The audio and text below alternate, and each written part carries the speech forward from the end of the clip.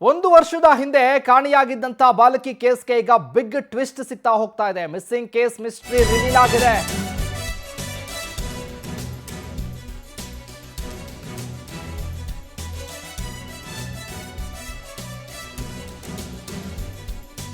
ಹಲ್ಲೆ ಆತ್ಮಹತ್ಯೆ ಸೂಟ್ ಕೇಸ್ನಲ್ಲಿ ಶವ ತುಂಬಿ ಎಸೆದಿದ್ದ ಪಾಪಿಗಳು. ಶಿಕಾರಿಪುರ ತರಲಘಟ್ಟಾದ ಸಂಗೀತ ಎಂಬ ಬಾಲಕಿ ಕಾಣೆಯಾಗಿದ್ಲು.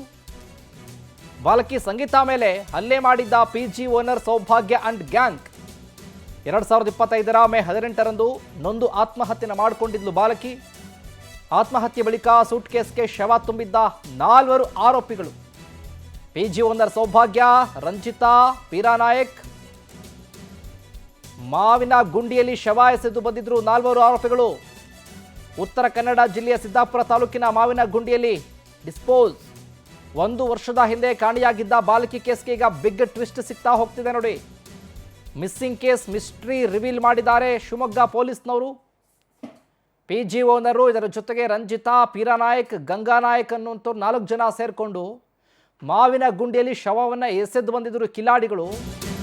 ಉತ್ತರ ಕನ್ನಡ ಜಿಲ್ಲೆ ಸಿದ್ದಾಪುರ ತಾಲೂಕಿನ ಮಾವಿನ ಗುಂಡಿಯಲ್ಲಿ. ಇನ್ನು ತಾಯಿ ಮೃತಪಟ್ಟ ಹಿನ್ನೆಲೆ ಮಗಳನ್ನ ಪಿಜಿಯಲ್ಲಿ ತಂದೆ ಬಿಟ್ಟಿದ್ರು.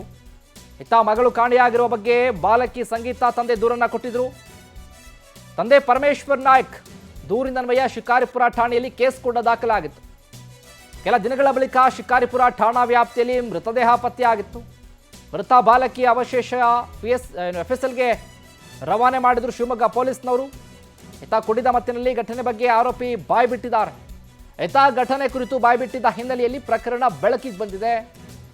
ತಾಯಿ ಮೃತಪಟ್ಟ ಹಿನ್ನೆಲೆ ಮಗಳನ್ನ ಪಿಜಿಯಲ್ಲಿ ಬಿಟ್ಟಿದ್ರು. ಪಾಪ ಚೆನ್ನಾಗಿ ಓದ್ಲಪ್ಪ, ತಾಯಿ ಇಲ್ಲ, ಮಗಳು ಆರಾಮಾಗಿರ್ಲಿ ಅಂತ. ಅದಾದ ನಂತರ ಮಾಡಿದ್ದೇನು ಪ್ಲಾನ್ ನೋಡಿ. ಶಿಕಾರಿಪುರ ಠಾಣಾ ವ್ಯಾಪ್ತಿಯಲ್ಲಿ ಮೃತದೇಹ ಪತ್ತೆ ಆಗಿತ್ತು. ಆ ಒಂದು ಬಾಲಕಿ ಅವಶೇಷಗಳನ್ನು FSLಗೆ ರವಾನೆ ಮಾಡಿದ್ರು ಪೊಲೀಸ್ನವರು.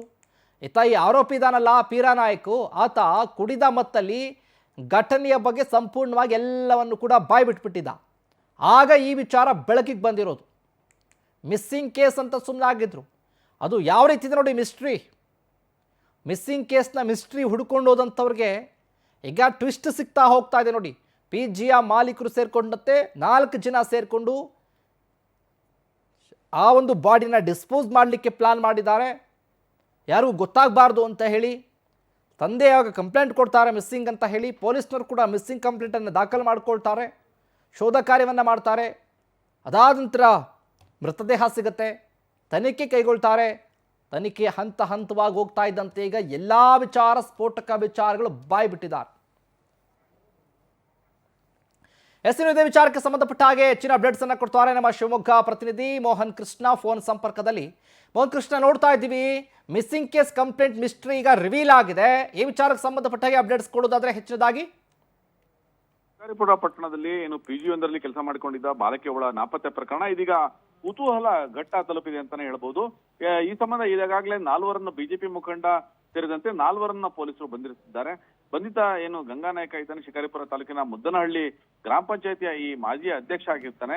ಇಟ್ಟಿಗೇಳಿ ಗ್ರಾಮದ ವಾಸಿ ಕೂಡ ಈ ಬಿಜೆಪಿ ಮುಖಂಡ ಆಗಿರ್ತಾನೆ. ಇಲ್ಲಿ ಏನು ಗಂಗಾನಾಯಕ್ ಜೊತೆಗೆ ಆತನ 2ನೇ ಪತ್ನಿ ಸೌಭಾಗ್ಯ ಏನಿರ್ತಾಳೆ, ಇವಳು ಈ ಪಿಜಿಯನ್ನ ನಡೆಸ್ತಾ ಇರ್ತಾಳೆ ಅಂತ ಹೇಳಿ ಈಗ ವಿಚಾರ ಬೆಳಕಿಗೆ ಬಂದಿರುವಂತದ್ದು. ಜೊತೆಗೆ ಏನು ಶಿಕಾರಿಪುರದಲ್ಲಿ ಪಿಜಿ ಏನು ಅಲ್ಲಿ ಕೆಲಸ ಮಾಡ್ತಿದ್ದಂತಹ ಹುಡುಗಿ ಏನಿತ್ತು, ಆ ಯುವತಿ ಅಪ್ರಾಪ್ತ ಬಾಲಕಿ ಪಿಜಿಯಲ್ಲಿ ಕೆಲಸ ಮಾಡುತ್ತಾ ಸಂದರ್ಭದಲ್ಲಿ ಈಗ ಆತ್ಮಹತ್ಯೆ ಮಾಡಿಕೊಂಡಿದ್ದಾಳೆ. ಏನು ಕಾರಣ ಎಂಬುದು ಇನ್ನೂ ಕೂಡ ನಿಗೂಢವಾಗಿರುವಂತದ್ದು.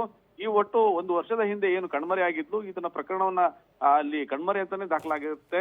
ಬಾಲಕಿ ಆತ್ಮಹತ್ಯೆ ಮಾಡಿಕೊಂಡಿದ್ದಂತ ಸಂದರ್ಭದಲ್ಲಿ ಎಲ್ಲಿ ಬೆಳಕಿಗೆ ಬರುತ್ತೋ ಅನ್ನೋಂತ ಹೆದರಿಕೆಯಿಂದ ಜೋಗದ ಸಮೀಪದಲ್ಲಿರುವಂತಹ ಏನು ಅಲ್ಲಿ ಶವವನ್ನ ಹೂತಿಟ್ಟಿರ್ತಾರೆ ಆರೋಪಿಗಳು.